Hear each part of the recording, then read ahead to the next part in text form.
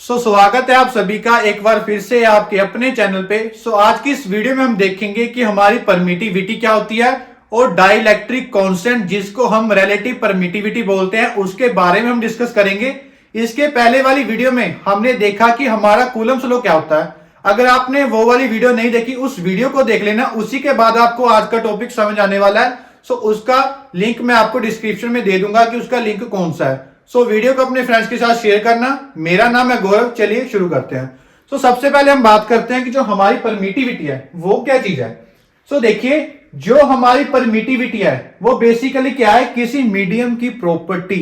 Medium मतलब कि जो हमने दो चार्जेस लेने हैं वो चार्जेस हमारे एयर मीडियम में होंगे या किसी और डेंसर मीडियम में होंगे। देखिए, परमिटिविटी हमें क्या बताता है, permittivity is the property of the medium. किसी मीडियम की वो प्रॉपर्टी जो हमें क्या बताती है, उस मीडियम की वजह से जो इलेक्ट्रिक फोर्स होगी। वो तो यार ऑब्वियस ही है ना कि जब हमारे दो चार्जेस होंगे, ठीक है, उन दो चार्जेस को अगर मैं कहां रखूंगा, एयर मीडियम में, तो इन दोनों के बीच की जो फोर्सेस होगी, अगर वही दो चार्जेस को मैं लेके गया पानी में, मतलब डेंसर मीडियम में रख दिया, तो इनके बीच की फोर्स भी क्या होगी, कम होगी। परमिटिविटी हमें क्या बताता है कि उस मीडियम की वजह से जो चार्ज के बीच की फोर्सेस होंगी उस पर क्या इफेक्ट पड़ेगा। वो मीडियम की एक तरह की प्रॉपर्टी होती है जिसको हम बोलते हैं परमिटिविटी। ये थी हमारी परमिटिविटी। अब उसके बाद देखते हैं कि हमारा डाइलेक्ट्रिक कांस्टेंट जिसको हम रिलेटिव परमिटिविटी भी बोलते हैं वो हमारा क्या होता है। देखिए, इसको समझने से पहले मैं आपको बताता हूं इसको हम कैसे समझेंगे। देखिए, मान लिया मेरे पास कोई दो चार्जेस है, चलो ठीक है, मान लिया कि ये दो चार्जेस है मेरे पास। इन दोनों चार्जेस को मैंने पहले क्या करा कि वैक्यूम में रख लिया। चलो, मैंने वैक्यूम में रख लिया और इनके बीच का जो डिस्टेंस है वो मान लेता हूं मेरे पास r है, ठीक है। दो चार्जेस को रखा, पहली कंडीशन क्या है कि दोनों चार्जेस को मैंने वैक्यूम में रखा, मतलब एयर मीडियम में रख दिया, खुले में। देखिए, two charges Q1 and Q2 placed in vacuum और उसके बीच का डिस्टेंस क्या है, r। मतलब दो चार्जेस Q1 एंड Q2 को मैंने प्लेस किया किसी मीडियम में, उस मीडियम को मैंने क्या बोला, वैक्यूम, मतलब वैक्यूम मीडियम में मैंने रख दिया। उसकी जो फोर्स होगी अकॉर्डिंग टू कूलम्स लॉ, ठीक है। अगर कूलम्स लॉ नहीं पढ़ा पहले वाली वीडियो को देख लेना। देखिए, कूलम्स लॉ हमें क्या बताता है कि जो हमारी फोर्स होती है, फोर्स कहां पे, वैक्यूम में। मैं यहां पे क्या लिखूंगा, vacuum. Force in vacuum is equals to, हमारा क्या आता है उसके बाद K। K को मैं ओपन करके लिख लेता हूं क्योंकि मुझे पता है जो मेरा K होता है वो क्या होता है, 1/4 पाई एप्सिलॉन नोट। यहां पे मैं क्या लिखूंगा, 1/4 पाई एप्सिलॉन नोट। यहां पे मैं एप्सिलॉन नोट ही लिखूंगा। क्यों, बेसिकली एप्सिलॉन नोट क्या होता है, परमिटिविटी इन फ्री स्पेस या वैक्यूम। ये मेरे पास क्या होती है, परमिटिविटी इन फ्री स्पेस, मतलब कि फ्री स्पेस की परमिटिविटी क्या होगी, इसको हम एब्सोल्यूट परमिटिविटी भी बोलते हैं। देखिए, ये तो मैंने लिख दिया, F vacuum is equal to 1/4 pi epsilon naught, ठीक है। उसके बाद चार्जेस कौन कौन से हैं, Q1 Q2, क्योंकि कूलम्स लॉ हमें यही बताता है कि जो फोर्स है वो क्या है, directly proportional to the magnitude of the two charges और inversely proportional to the square of distance between them, और इन दोनों के बीच का जो डिस्टेंस है उसके स्क्वायर के इनवर्सली प्रोपोर्शनल। मान लिया कि जो मेरी वैक्यूम में फोर्स होगी वो क्या होगी, ये वाली, ठीक है। इसको मान लिया मैंने, मेरी इक्वेशन है कोई 1।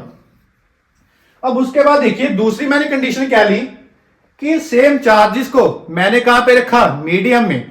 अब आप देखिए कि अगर मैं मीडियम में रखूंगा तो इनके बीच की जो फोर्स होगी उस पर कुछ ना कुछ इफेक्ट तो पड़ेगा ही, वो तो ऑब्वियस ही है। ठीक है, मान लिया कि जो मेरे जो दो चार्जेस थे, इन दोनों चार्जेस को मैंने कहां पे रखा, मीडियम में। इसका मतलब कि अब मैं क्या निकालूंगा, F मीडियम।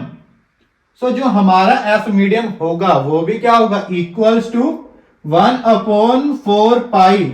अब देखो, यहां पे मैंने एप्सिलॉन नोट लिया था, पर यहां पे मैं एप्सिलॉन नोट नहीं लूंगा। यहां पे मैं क्या ले रहा हूं, सिर्फ ओनली एप्सिलॉन। एप्सिलॉन मुझे क्या बताता है, परमिटिविटी इन मीडियम। ये मेरे पास क्या है, परमिटिविटी इन मीडियम, कि मैंने किसी मीडियम में चार्ज को प्लेस किया, ठीक है। मैंने मान लिया ये मेरे पास क्या है, एप्सिलॉन। अब उसके बाद देखिए, सेम Q1 Q2 अपॉन में क्या आएगा, R का स्क्वायर। जो इनके बीच का डिस्टेंस है उसका स्क्वायर आ गया। ठीक है, इसको मैं मान लेता हूं मेरी इक्वेशन क्या है, ये सेकंड। चलो ठीक है, इसको इक्वेशन सेकंड मैंने मान लिया।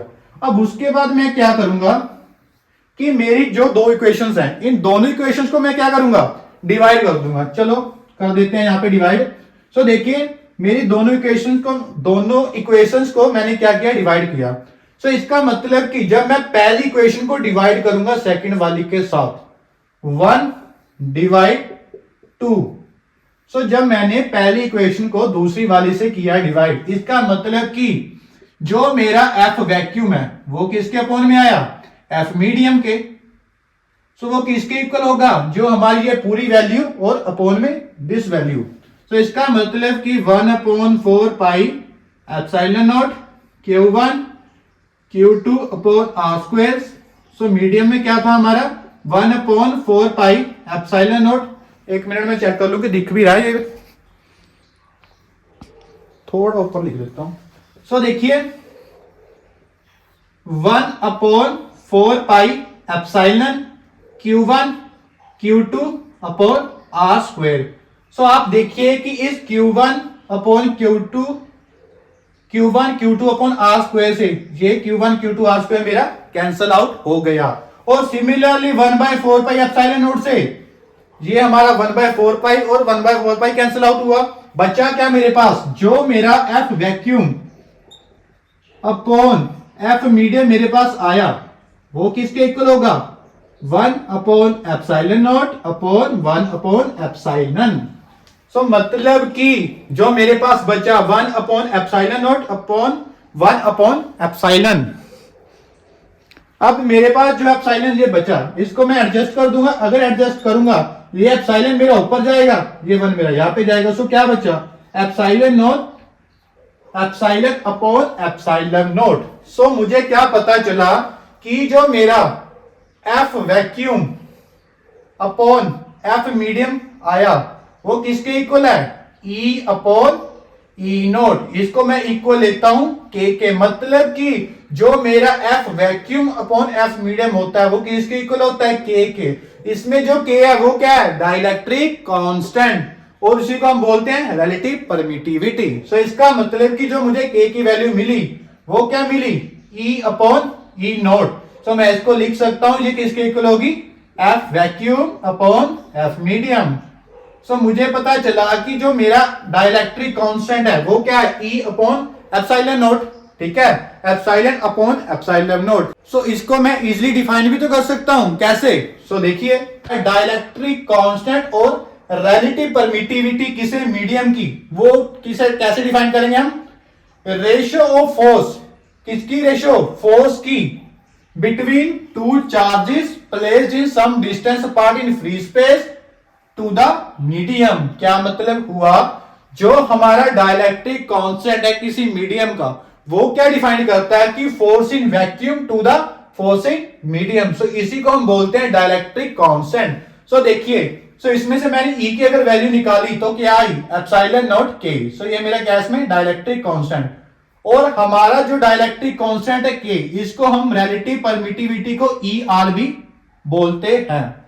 सो देखिए वैक्यूम की जो डाइलेक्ट्रिक कांस्टेंट की वैल्यू होती है वो क्या होती है, 1, और एयर मीडियम की जो वैल्यू होती है वो होती है 1.0054। इसको हम 1 ही ले लेते हैं। और जो हमारे वाटर की वैल्यू होती है वो क्या होती है, 80। ठीक है, ये वैल्यूज आपने याद रखनी है, हमें इसकी न्यूमेरिकल्स में जरूरत होगी। ठीक है, सो ये तो मेरी वैल्यू थी।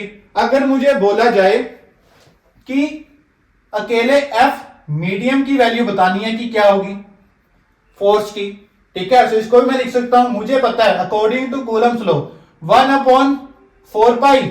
अब देखिए यहां पे मैं एप्सिलॉन नोट नहीं लूंगा, क्यों नहीं लूंगा, क्योंकि एप्सिलॉन नोट क्या था, परमिटिविटी इन फ्री स्पेस। मेरा कहां पे है जो फोर्स, मीडियम, इसका मतलब यहां पे क्या आएगा, epsilon Q1 Q2 upon are square. So अब देखिए यहां पे जो मेरा एप्सिलॉन है ये क्या है, परमिटिविटी इन मीडियम। अब एप्सिलॉन की जगह मैं एप्सिलॉन नोट के भी तो लिख सकता हूं। सो मैं यहां पे लिख देता हूं, so F medium equal to 1/4 pi epsilon not के Q1 Q2 upon are square. इसका मतलब कि जो फोर्स इन मीडियम मेरे पास आई वो क्या आई, 1/4πε0 के। ये मेरे पास क्या है, फोर्स इन मीडियम। अब एक बात और देखिए, देखिए एक क्वेश्चन हमेशा पूछा जाता है कि मान लीजिए मैंने जो हमारे चार्जेस थे वो एयर में पड़े थे, उन दो चार्जेस को अगर मैंने मीडियम में रखा, ठीक है ना, मतलब कि पहले एयर मीडियम में पड़े थे, उसको उठा के मैंने किसी मीडियम में रख दिया। अगर मैं किसी मीडियम में रखूंगा, इसका मतलब कि फोर्स के ऊपर इफेक्ट तो पड़ेगा, ऑब्वियस है। अगर देखिए फोर्स के ऊपर इफेक्ट पड़ेगा, इसको मैं इरेज कर देता हूं।